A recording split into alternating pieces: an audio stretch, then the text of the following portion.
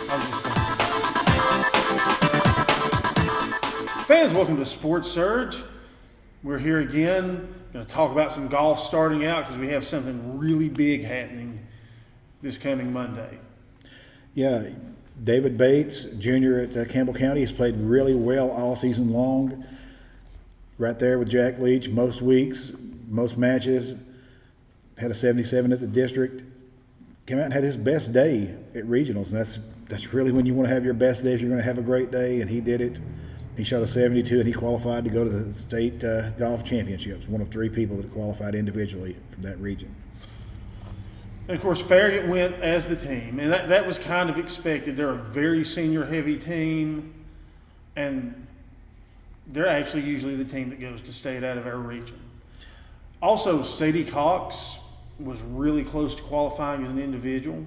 Also had a good day on the links, but she came up just a bit short. But it's been a while since we've sent somebody to the state in anything but track.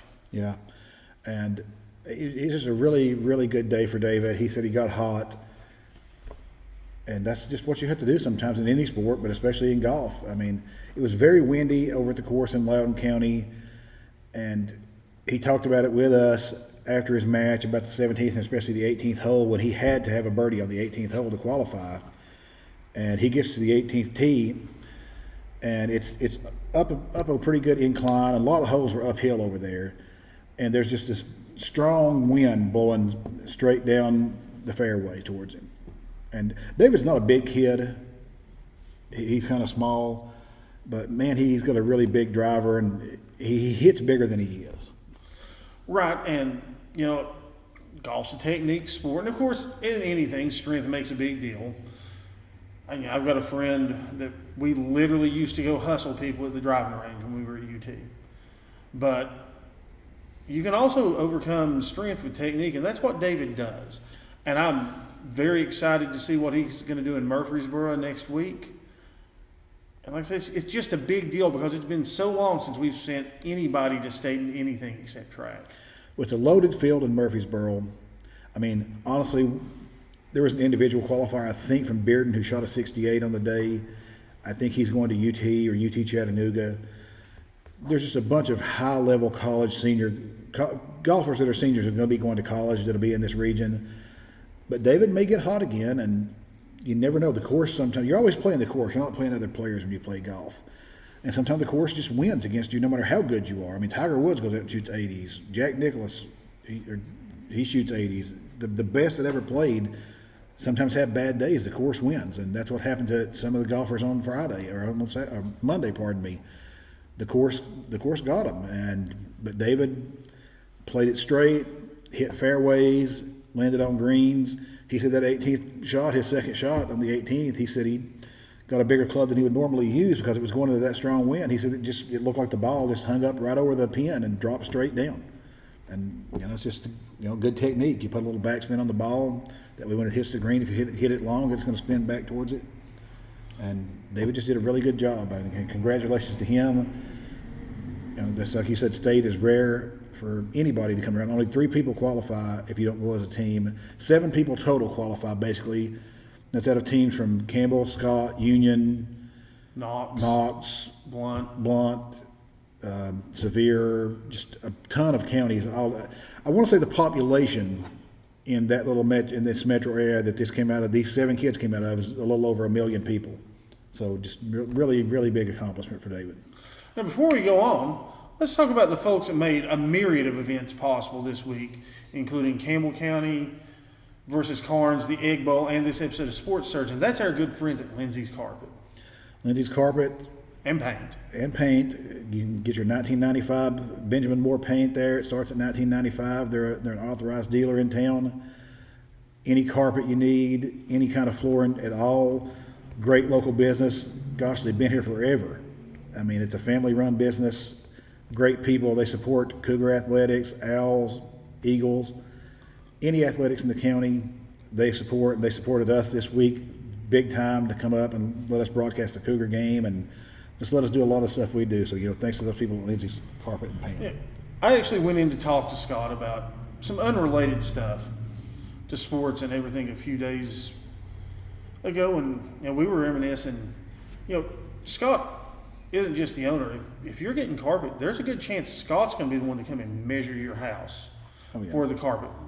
We were discussing my grandmother, and she said the last time she got carpet, she went down there. She's like, I didn't know what to expect. I hadn't bought carpet in years. She's like, the next day, Scott was at my house with tape measures. So you can't beat service like that. Well, I mean, it's a small family business. Local people, if you get your carpet installed, it's honestly probably going to be our friend Alan Miller's dad, Brian, that probably is going to install it for you, and his brother Brian. And they've done it for years. It's literally the hometown business. It's been here for years. If you need anything, carpet, paint, any kind of flooring, just go see them right here in downtown La Follette. Easy to get to, easy to find. Everybody knows them. That's the businesses you need to support, folks. Well, going to move on to the Egg Bowl. A little bit surprising.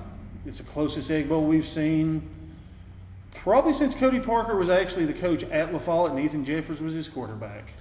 So that's definitely the last time that La Follette beat Jacksboro.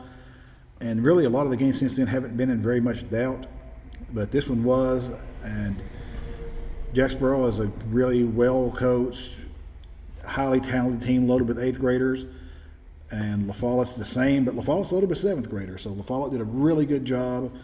A young kid named Timmy Gibson. You can't say enough about what Timmy did. I coached Timmy's dad. That guy was fast. Timmy's faster. He's just a streak going down the field. He took some things that should have been nothing and made them into something. Busted plays. Timmy found that hole, and he just outran everybody.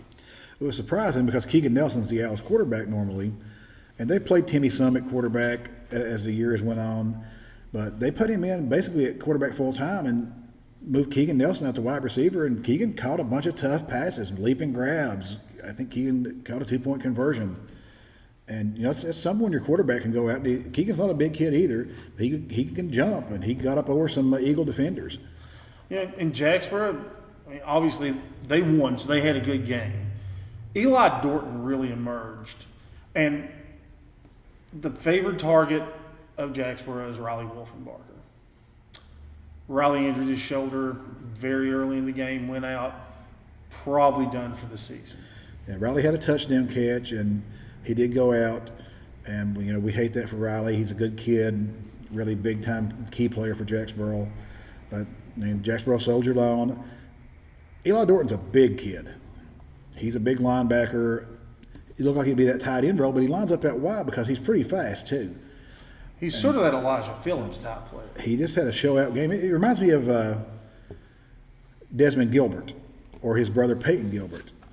Either one of those, if you remember them playing for Jacksboro. They're bigger kids, but they could line up out wide. And Eli caught a touchdown. He caught a 2-point conversion. Had a really key play on Timmy. La Follette looked like it was going to score, and gosh, who knows how long it's been since La Follette's had the lead in that series. It's been a long time, I think. Probably since Cody was coach at La Follette. La Follette's down by 6, and they got the ball, and they're moving behind Gibson. He's hitting passes, and they're moving the ball pretty well, and they get down toward Jacksboro territory. And unfortunately, a really bad snap comes out, and that ball flies 20 yards, 25 yards in the backfield. And there probably were more, but in my particular picture, I'm taking pictures on the sideline in my frame. One kid from Jacksboro gets back there to chase Timmy around, and he's kind of keeping up with him. That's Eli Dortmund. I have a feeling that we're going to be calling his name a lot on Friday nights in the future.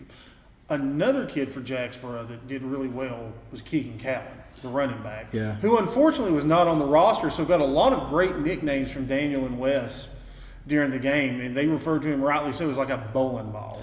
Yeah, Keegan's another big kid.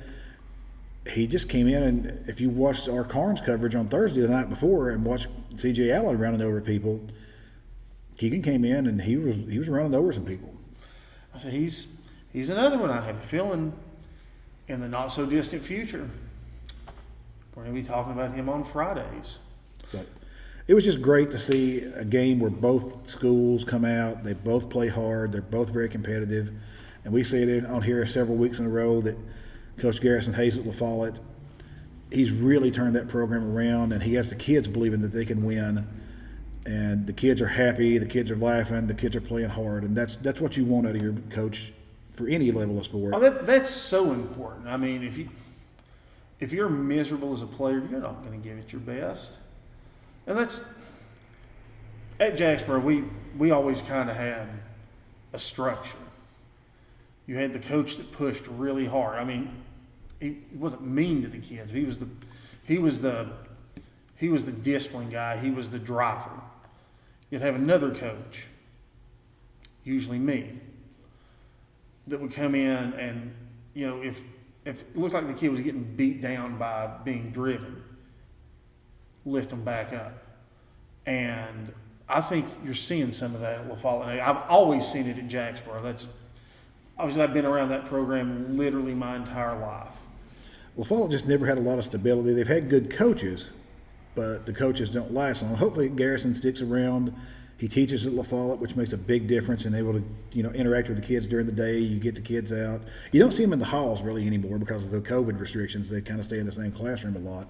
So he's not had the access that a normal coach would at that level, but he's really, he's just done a good job, and I want to congratulate him and his staff for, really making La Follette believe. And I saw the La Follette fans very happy with the performance, and I don't blame them because it's been such a one-sided series and one-sided games. It was just really good to see La Follette compete so hard, and Jacksboro play so well as well. And again, Jacksboro's had so much coaching stability compared to La Follette, and that's another thing that's huge. And I've written about it more than once. The continuity of Jacksboro's coaching staff. This is the first time, the Cody Parker era is the first time there's not been somebody on staff that I coached with. No. And that's a long span. Well, Scott Webb's been on the staff for years and years and years. Yeah, and he's a real stabilizing force on the staff. He's still there, and like I said, he literally came in right after I left. Yeah. And I'm sad that I never got to coach with him, but that continuity makes a big deal. And what I saw at La Follette is Jacob Burnett's still with them. Yeah. And he had coached before, and he obviously loves coaching there, loves the school. And when Garrison Hayes came, he said, hey, I would like to get back into coaching. He brought him in. So you've got a guy that hopefully will stay with him, and they'll build that continuity. Yeah. It's just good to see it, and hopefully La Follette can build on that this week. We'll see, and just build on it for the rest of the season because it helps Campbell County High School eventually when La Follette's well coached and they're playing well. There's a very good chance we'll see a rematch in the playoffs between these two teams. I would love to see that. All right, fans, let's move to the Thursday night football game, which was the high school this week. Man, what a heartbreaker that was. Yeah, you really expect after you've beaten Carnes 8 years in a row that you're going to come out and you're going to beat them again. But it just didn't happen this week. I mean, Campbell County played, especially on offense, very, very well. It may have been the best offensive game they played this year. C.J. Allen was running over everybody, breaking big runs. Running over everybody. Hunter White was accurate, hitting passes. Hit a great pass to Mikhail Shepard on fourth down and maybe 4th and 13 or something along those lines. Mikhail dove over the end zone, a spectacular play for a touchdown. You just had the offense making a lot of spectacular plays, but unfortunately we brag on the offensive line a lot of weeks. Unfortunately, the offensive line didn't have a really good game. There's a lot of procedural penalties. So Campbell County, instead of being in 3rd and 3, ended up being in 3rd and 8, or instead of 3rd and 6, it was 3rd and 11, or 4th and 10, or 4th and 13, like I was talking about. They probably would have scored more on Carnes. Defensively, I mean, I can't explain that one, and I feel like a lot of players and coaches can't explain it really. It reminded me of the game in 2011. I think it was Matt and Justin's second year. We went over to Carnes. Carnes is never good. I mean, Carnes is just never a good team. They have a lot of great athletes, but they never have any continuity on their coaching staff. They never have any fundamentals. They just have individual athletes that are exceptionally talented. And that year in 2011, if you remember, they had a great quarterback. They did. And that quarterback, he threw and ran all over Campbell County, and they won 35-0. And it was a shocking result. I mean, Campbell County wasn't great at that time. It was when they were still building. But the fact that they beat Campbell County 35-0 and made it look easy was a shocking result. And they moved a running back to quarterback and had 327 yards. He had 327 yards rushing and 6 touchdowns. It's a freak kind of occurrence. But he's a really great athlete. And sometimes great athletes, that happens. I was talking to actually Nick Bailey the other day, and a back game that he played in years ago when Central had Cody Blank. And That was tough. Central, that kid could move. Central wasn't that good of a team. They didn't have a great record. But Cody Blank came in, and Cody Blank runs a 4.35 40. He goes to UT camp. He gets a UT scholarship offer based on that 40 time. Nobody on Campbell County's team could catch it. I mean, he took. It was his first game back from an injury all year. Yeah, he takes a snap in the backfield, or possibly I can't remember. Maybe the quarterback throws it to him in the backfield, but he's 10 yards behind the line of scrimmage in that game. He runs right, he runs left, he runs back right, he runs back left, and then he breaks down through the middle, takes off for a touchdown. On another play, Ethan Miller, who was probably our fastest player on the team that year, breaks what looks like it's going to be a touchdown. Ethan had a 50, 60-yard touchdown against Anderson County, same kind of play. Cody Blank runs him down from behind easily and strips the ball from him. I mean, that's what happened with Carnes on Thursday night. They had that one athlete that was the best athlete on the field, and as good as C.J. Allen is, and as good as C.J. Allen was, this kid actually was a little better, and that you don't see that very often. You're not going to see many people who are more athletic and better than C.J. Allen at something. Not at all. And that hurt because it was a district loss, too. Yeah, it's going to make it tough for Campbell County to make the playoffs now. And it's a weird year. You never know what's going to happen. I mean, with COVID and teams having to cancel games and cancel series, you don't know what's going to happen. You just have to be thankful you get to play another game. Right, and that other game will be traveling to Powell this week. Yeah, I mean, there's not a lot, I guess you can say about Powell. You just have to hope that maybe you can control the ball running it and hope the defense can, get some stops, because Powell's, they're Oak Ridge, but even better. This Powell team is at its peak from basically that really good freshman class that Rodney kind of helped develop into what they were. He's had the seniors, and Matt Lowe's got them rolling on all cylinders right now. They're going to be hard for anybody to beat. The unfortunate thing for us the rest of the way, I don't think Powell's the best team in the district. They may, or the region. They may prove me wrong. I think that's actually West, who's just so good this year that I think West is going to win the state championship. But Powell is right there with West as whoever wins that game. It's a shame they're going to play so early in the playoffs. I can't imagine whoever wins that game is not going to win. I mean, Farragut handled Oak Ridge pretty easily. Right. And then last week, I want to say West beat them 55-0. Beat Farragut 55-0 or something along those lines. It was a brutal one-sided loss. And Campbell County's schedule is going to get really tough from here on out. And you got Clinton, which is hopefully a big revenge game for Campbell County after that last year's rain out and Clinton getting the win. But Fulton's athletic. They beat Carnes 47-6. They're going to be hard to stop. It's going to be a lot of tough games for Campbell County, and they really need to win. They have to beat Clinton. They really need to beat Fulton, West, or Powell, and I think Fulton's probably their best chance at that because, as we said, Powell's just a powerhouse. Let's talk about Lindsay's Carpet one more time. We'll hit some news and notes, and then we'll bid you all adieu. Lindsay's Carpet and Paint, downtown La Follette. Long time established business.